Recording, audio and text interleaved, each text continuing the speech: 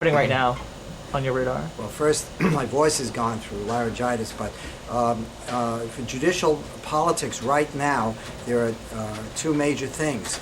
First, there's a big interest in the surrogates court race, as Minnie Roth has reached mandatory retirement age, and there are three, maybe four, people who are running. Announced candidates are Supreme Court Justice Milton Tingling, son of Milton Tingling, and John Reedy, who is one of the two lawyers appointed by this public administrative surrogates court, and he's fully familiar with surrogates practice, and a woman, Nora Anderson, an Upper West Sider who works for Seth Rubenstein, Court Street, Brooklyn, and she's been a litigator on probate and other surrogate issues in the courts, and everyone I've spoken to has a very high regard for her. Oh, she's wonderful, she's great, and so forth.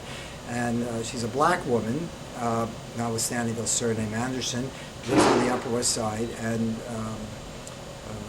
it seems to like everyone feels positive towards her. I have no personal preference.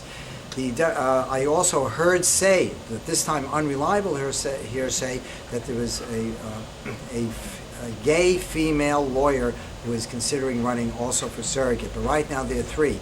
The Democratic Party, which is the name of the game for judges in at least New York County, for sure, is forming a screening panel to review the candidates running for surrogate. But this panel will have additional members, for example, New York State Bar Association, Estates and Trust Division chief has designated a panelist. They're looking for bankers, the Bankers Association. They're trying to put on some panelists who have knowledge of surrogates practice, estates, wills, powers, and trusts, so they would ask the right questions. But the catch there is that the Democratic Party screening panel rules say you have to report out at least two, and not more than three. So if all three are qualified, all three who I've mentioned will be reported out as qualified, yet that's all right, because the screening panel will, quote, vet them, unquote, and at least you can be assured that you won't have a dummy or a ringer in there. The other thing is, in judicial politics, is that in New York County, which is the first judicial district, there are five judges whose terms, shall we say, expiring. Two for re-election, Martin Schoenfeld and Marcy Kahn, who announced that they are seeking re-election, and under the old boy system, and now old girl system, perhaps more, no one's going to challenge them, and they are virtually assured of redesignation at the party's judicial convention in September.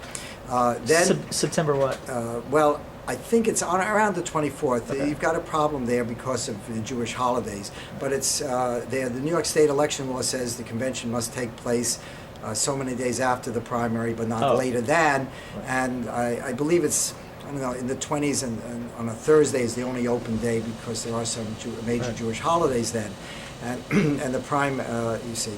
So, but that's far enough in the future. We'll worry about the exact date at this time. And then although I think I have it written down. At the judicial convention, how much of it is decided from the judicial delegates, and how much is decided by Sheldon Silver? Well, Sheldon Silver or Denny Farrell? Or Denny Farrell, as the case may be. Well, Sheldon Silver. Why is it Denny Farrell and not Sheldon Silver? Well, Denny Farrell is the county leader, and he controls things. He also has big blocks of delegates from Washington Heights and Central Harlem. But in recent years, I don't mean 2 or 3, but say 15 years, there have been primaries for judicial convention delegate in Harlem, in East Harlem, principally El Barrio and in other areas. And some of these delegates who might be elected have not been beholden to Farrell, but he controls enough delegates that it constitutes a substantial block of votes. Is he more powerful than Sheldon Silver in this like in this world? In this regard, yes. But then when Sheldon Silver has weighed in on behalf of his friends, like Martin Schulman, for one, Richard Price for another, then Shelley Silver is quiet all along, often runs for judicial delegate, but shouldn't. He, as an assemblyman, as the speaker, under the reform rules, one shouldn't. One person, one hat. But that's strange. The Lexington Democratic Club on the Upper East Side, a quote Reformed Democratic Club, once had 6 of its 8 district leaders as judicial delegates at a convention. So who knows what's reform and what's regulatory? What's the problem with a district leader being a judicial delegate? Well, they are party officials, and they have big say and sway and maybe deal in getting judges or patronage from judges. In the old days, sometimes male lawyer district leaders, male because way back, we're taking a generation back, they were mostly, the lawyers were more men than women, might be a law clerk to a judge, get a patronage job, and if you didn't vote for someone at a convention or follow the dictates of the county leader, all of a sudden, you're out of a job. It was a discretionary appointment for a law clerk to judge. But you said something about who the power. Silver weighs in when necessary on behalf of friends. It's open and notorious, and everyone has seen that at the last convention. The last conventions where a neighbor of his wanted to be a Supreme Court Justice, Martin Schulman. The strange thing is, not the strange thing, the good thing is that Martin Schulman is an excellent judge and is well qualified without a doubt. But I started talking about vacancies, that Lou York reaches 70 years of age and his is an open seat. Of course, he may continue for 6 years, 2 + 2 + 2 by certification. Right. And now there are 2 judges who quit. Stephen Crane, who quit at the beginning of February, a Supreme Court Justice in New York County, assigned to the Appellate Division in Brooklyn, Kings County, second Appellate Division. Second department, and it's a vacancy which the governor may fill. James Yates has just resigned effective April 28th. To become Governor Patterson. Patterson's counsel, if Patterson lasts as governor. Who knows what we're going to find out about Patterson? You know, what's on his private computer and all. Who knows?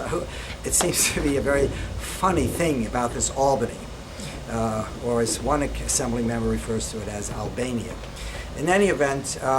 If Patterson appoints, and why not, then those 2 under the Democratic Party rules called, strangely, the Crane rule, because it was Stephen Crane was in a similar situation many years ago, and the rules were changed, they are considered incumbents.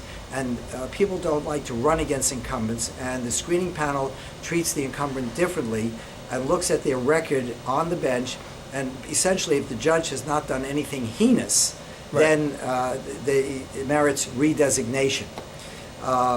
So, to the dismay of a lot of acting Supremes and civil court judges, it essentially is only 1 open seat, and the panel has to report out not less than 2, no more than 3. And they'll probably find at least 3 most highly qualified among all the varied applicants, all the Tom, Dick, and Harry, and Jane, and Phyllis's who will be running. One thing about the one storyline about judicial politics that a lot of people followed was Noach Deer in Brooklyn. What do you assess as like his chances of like remaining a judge, and when does he come up for re-election? I don't know. And despite being knowledgeable about the judiciary, I must tell you I am parochial in that Brooklyn and Queens and also Bronx and Staten Island are foreign territory, and I don't pay attention there. A friend of mine, Bob Healy, is on top of that. He knows everything about that. I'll get him in here next week. And just to go back to your home country of Manhattan, Sheldon Silver has a primary. Yeah, there are two guys running against him at present, I know. What do you make of that whole situation? I can't remember the name of one. He gave me his card, and another one's uncle is in my political club. I find that's interesting. The odds are Sheldon Silver will beat them, especially the 2 running against him will divide votes in a way. But primaries are really good for the party. Primaries really are good for a political party. It gets people active, interested. It really tries to get the best candidate out there. Who are you going to be voting for in that race? Well, I'm not. I don't live in that assembly district. I live on the Upper West Side, 69th Assembly District, where the incumbent assemblyman probably will have no challenger, and if he does, last time he won with over 80% of the vote. So I'm not voting in the Lower East Side. I'm not a carpetbagger.